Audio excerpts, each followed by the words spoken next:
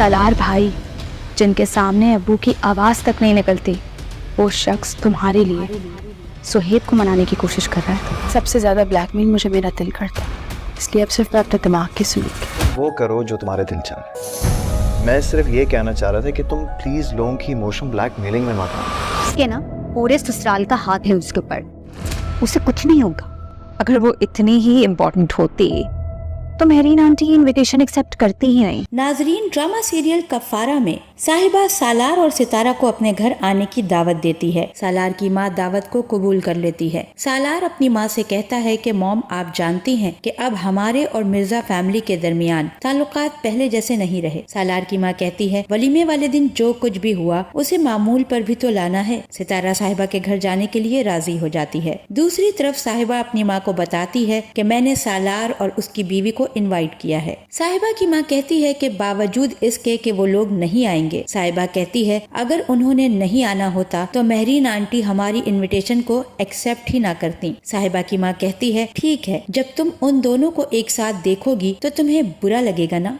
उसका क्या होगा? साहिबा कहती है, नहीं, मुझे तो बहुत खुशी होगी। दूसरी तरफ सालार और सितारा आपस में बात करते हैं। सालार सितारा से कहता है, मैं तुम्हारे साथ हूँ, ये इस बात की दलील नहीं कि मुझे तुमसे मोहब्बत है।